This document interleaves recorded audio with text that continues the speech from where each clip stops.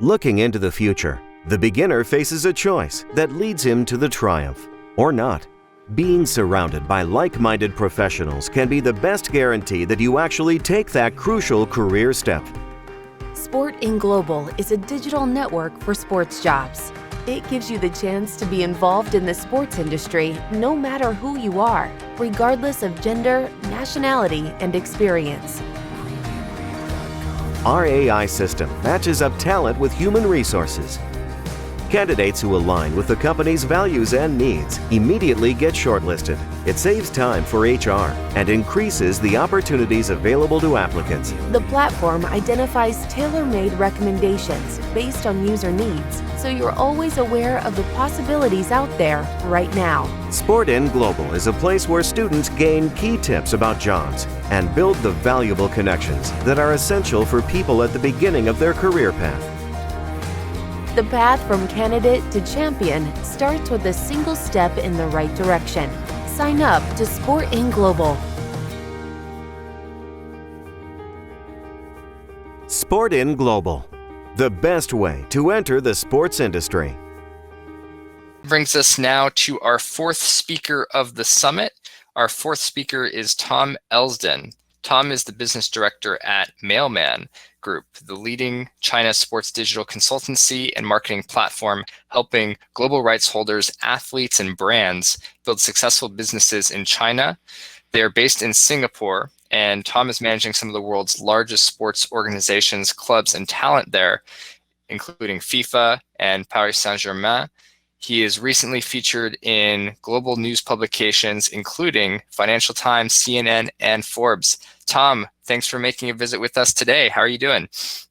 Very good. Thank you, Christian. How you doing? Doing well. All right. Are you ready to begin? Yeah, let me take over and share my screen then. Yep. So I've just gone in. Okay. Yeah. Can you see the presentation? Yeah, we see your shared screen. Okay, great. All right, well, yeah, thank you for the introduction, Christian. As mentioned, I'm the business director here at Mailman. So for today's presentation, I'm going to be sharing our new group manifesto on the future of sport. So we've called this the third age of sport. And although this is a global manifesto, I'll be tailoring the presentation today to China and the sports landscape out here with local insights, with data and with case studies. So before we go into the third age, we can take a step back into the first couple of stages. The first age is where industrialization brought about increased leisure time so that people could enjoy and consume sport, whilst mass media opened up live sport to millions of households around the world. But ultimately, there was a limitation to this stage in that people wanted to be paid. So this brought on the second stage, where we built businesses around sport. We created sponsorship packages, we sold broadcast rights at the expense of millions of households. We sold advertising, which all eventually turned the previous amateurs into global sports stars. This ultimately was defined by money, this age, but led to a problem in that the money was held in the hands of a few as opposed to the sport as a whole. So Christian, I think if you could help play for me, we've got a short video that just introduces the third age of sport for you. All right, give me a second to get it loaded up here.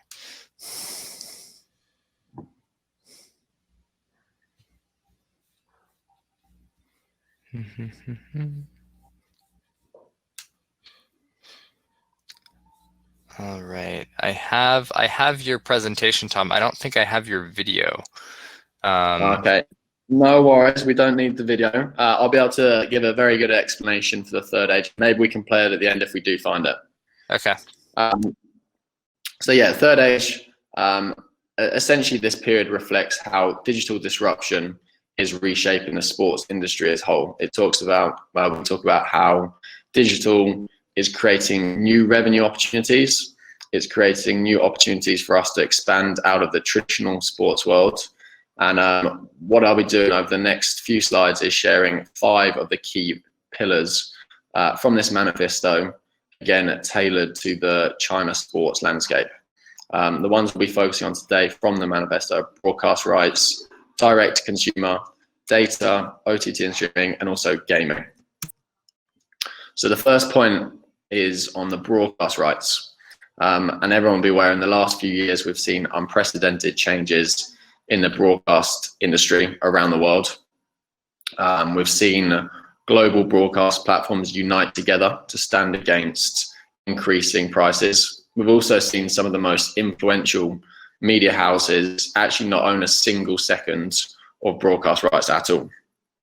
It's widely agreed then that broadcast rights have reached peak values, and there was a latest statistic that 83% of senior executives within the sports industry believe that a rights correlation and recorrection is due. So for us within the sports industry, it's time to rethink and move away from a events-based organization to fully rounded media businesses.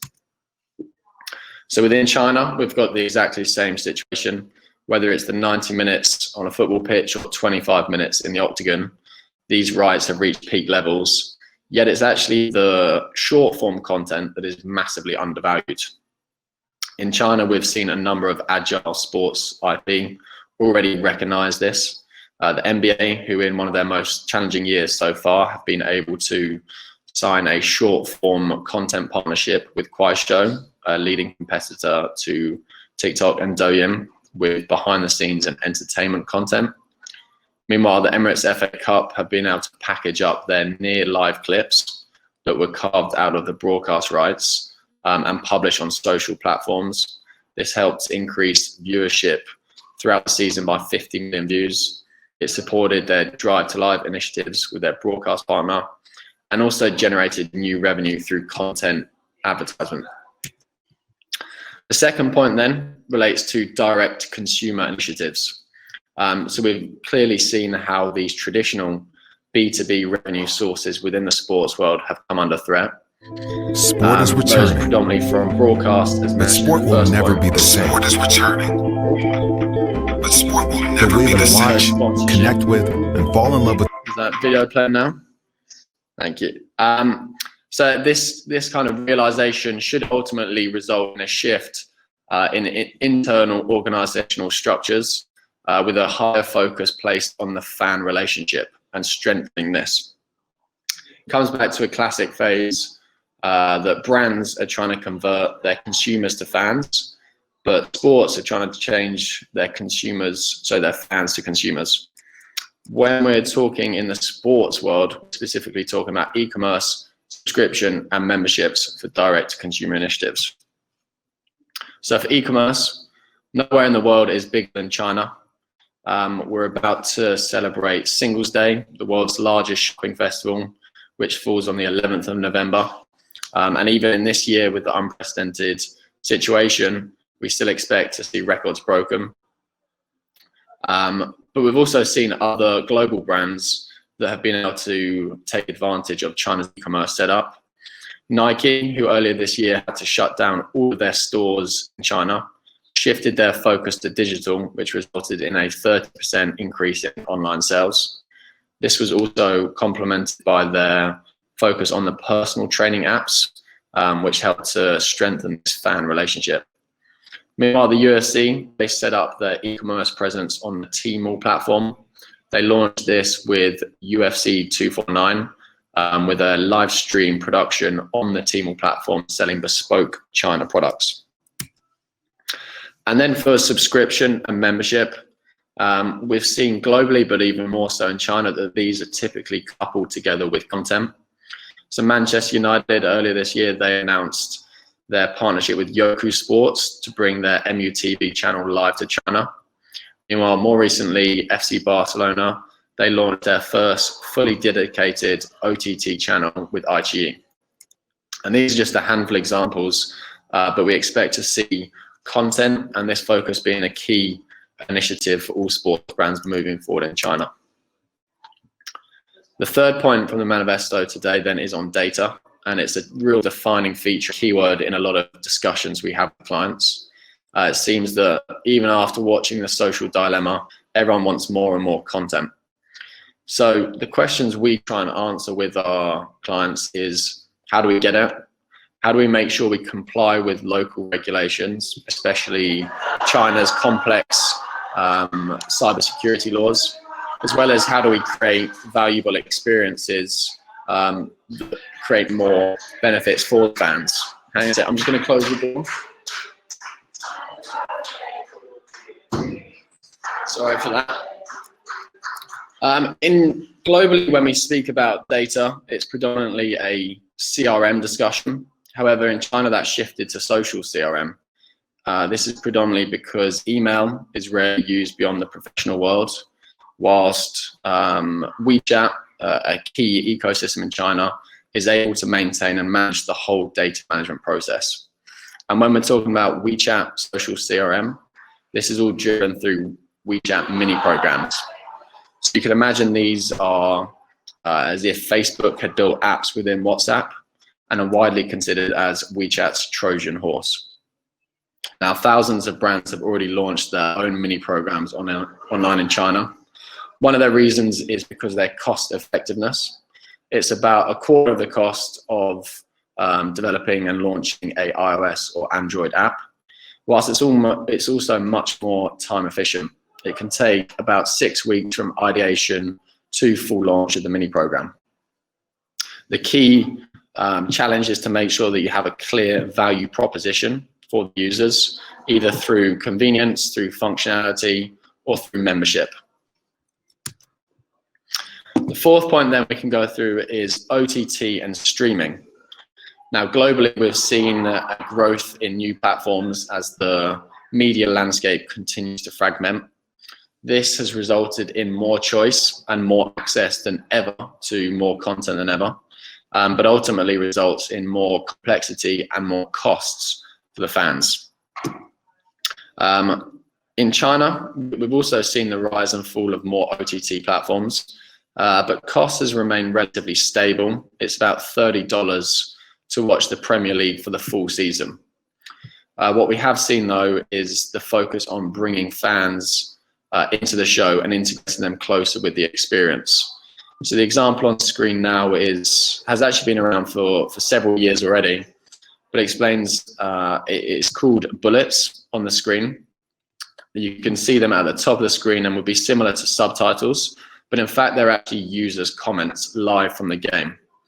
It could seem to be very intrusive, but this is actually a very important part of the Chinese broadcast experience on OTT platforms.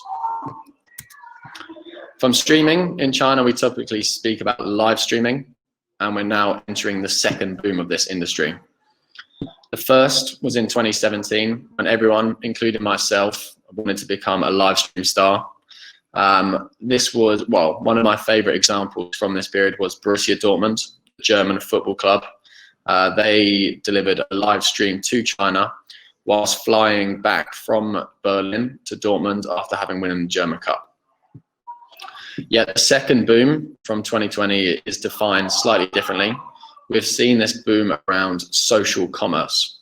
So this has allowed anyone from rural farmers to sell their produce to global brands to sell their merchandise and products.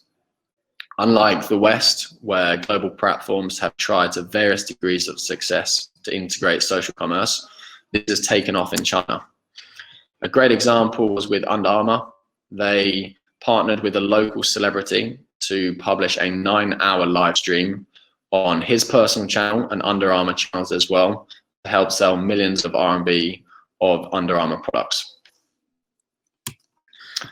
And then the final point from the manifesto relates to gaming and esports. And we just had an excellent presentation from Shang, who has given all the background to the China industry. Many still do question whether esports are part of the world of sport and whether they're part of the future of sport. But I can tell you today, yes, they will be. It is already 3 times bigger than the global music industry. And in China, nowhere is that more true.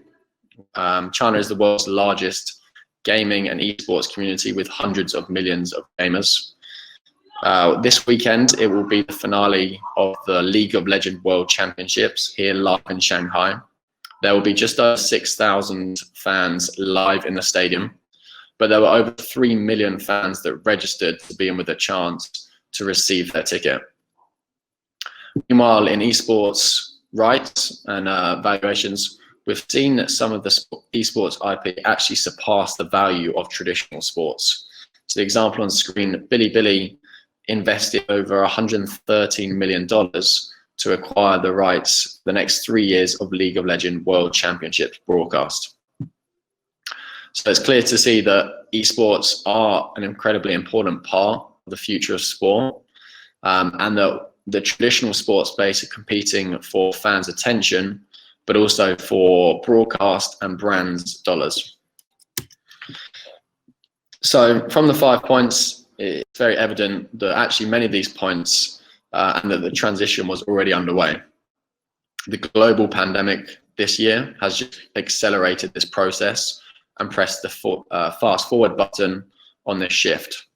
It's now very important for us in the sports industry to fundamentally reassess how we are positioned and how we will continue to be part of the third age of sport. So Christian, maybe if we still got a couple of minutes, it's a good chance to share that video. Otherwise, thank you, and look forward to answering some of your questions. Sport is returning, but sport will never be the same. Sport will never be the same. The way we watch, connect with, and fall in love with sport is already changing. Coronavirus just accelerated the change. We're entering an age of limitless opportunity, in which technology is advancing the connection between fans and sport globally. Today's fans are connected, passionate, and global. They're hungry for great experiences, and they are discerning. They congregate in new places and expect brands to meet them there. They're guided by strong values, and they demand a voice. The world has been shaken, and now more than ever, sports have a role to bond communities, build healthy societies, and deliver joy. It's time to think about how we rebuild an industry for today's global fans. We need to tell stories that resonate in every market and work across all platforms, new deals, new models. With competition for people's attention fiercer than ever, we must reduce the friction. Trust will be the internet's next currency, and we must rebuild the trust between fans and administrators, between sponsors and audiences. We must continue to understand and delight our fans while respecting their privacy. We must throw out our old playbooks and reflect the way our audiences consume, engage, and participate. Welcome to the third age of sport.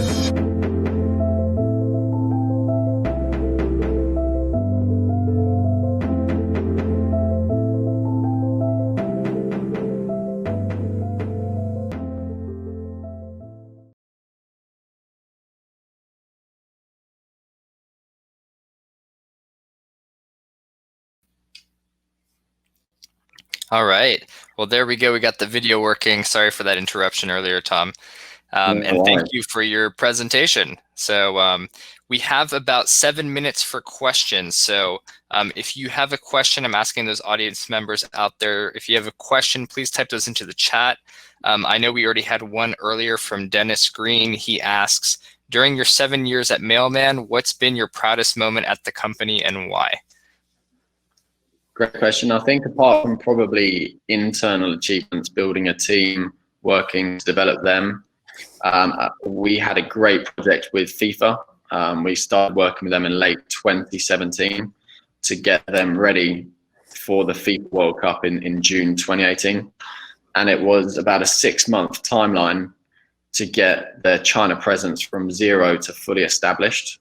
And it took an incredible effort from our whole group, our whole company, with the team at FIFA themselves, as well as all of their commercial affiliates and the wider stakeholders, including CFA, etc. And it was an intense 6 months just to be ready for June 16th, the first game of the World Cup. But we got there and we drove a huge amount of social followership, a lot of commercial value. And by the end of the 35 days in Russia, it's an incredibly emotional but rewarding feeling to have successfully finished the tournament. Wonderful. Thanks for that, sharing that experience with us. Another question here. What are some of the biggest challenges sports properties are facing in adopting the third age of sport? What do you see? I think one of the key things is just the digital transformation internally. We've seen in many sports companies that digital is its own department, whereas this actually needs to be pulled out and the whole organization needs to be digital with their own then specific focus. So for example, fan engagement departments need to be also experts in digital. Sponsorship and partnership departments, they also need to be experts in digital. It's that internal way of thinking that digital comes first and sits above everything or alongside everything, and that helps to drive all of these other discussions and departments. So that's just this big shift in mindset and the way that organizations are set up and structured. All right. Thank you for that response. We have another question here from Dennis. He asks, or he mentions, to people outside of China, China is like Mars. He says, if you have one key piece of advice for an aspiring international league or club or brand that wants to enter China, what would that be? Yeah, well, it's a very, very complex and unique ecosystem. So you need to be here. You need to come and understand and speak to your fans, understand what drives them, what motivates them, what value are you creating for them, and how do you give back to this country and the fans and consumers before trying to take from it. So we always say, okay, well, as a sports hub, here's a global brand. What can you do to improve the lives or the experiences of the sports fans here first? And then later on, we can think about how do we drive revenue or new sources of of money for you in China. Got it. Thank you for that. And then another question coming in here. This one's from Dave Schoenert. He says, Tom, are you continuing to work with FIFA after the 2018 FIFA World Cup? And if so, for specific events or their day-to-day mission? Yeah, so we continue to work with FIFA. It's a constant digital work with them, but there's obviously peak moments around their tournaments, and it's not just the 2018 FIFA World Cup. We were extremely excited and proud to work with them alongside the 2019 FIFA Women's World Cup, especially with China participating, which was a major moment for the country to follow.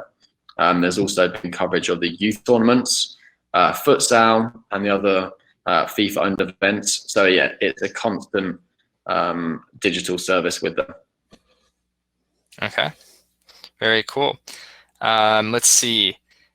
And then we see a lot more crossover in entertainment categories between traditional sports, music, and gaming. Is that something that we're going to see accelerated in the future, or how are those experiences going to all come together? Yeah, I think we saw traditional sports definitely need to learn from these other areas, music, gaming. I think there's a huge amount that we can learn from those areas. And that will be one of the first moves. If you see in the sports industry, we're extremely lucky. We have a huge amount of news coming out every day. I think we're actually pretty poor creatively, and that we should be learning from the best, whether it's movies, whether it's from music, whether it's from gaming, to pick up from them and learn what we can. So yes, a huge number of crossovers with those different areas to learn and develop our creative capabilities in this space. All right, cool. And then last question, you may not have an answer to this, but you talk about the third age of sport. Is there a fourth age, and what does that look like? Yeah, great question. I'm sure there will be a fourth age. We're a long way away from successfully transitioning into the third age. Yeah, probably come back to me in a couple of years and I'll have a better answer. So in the 2022 Asia leg of the SportIn Global Summit, I'll be able to answer. All right. Well, thank you again, Tom, for being with us. And those that are following us here today, make sure to send Tom a chat and follow him on his SportIn Global profile.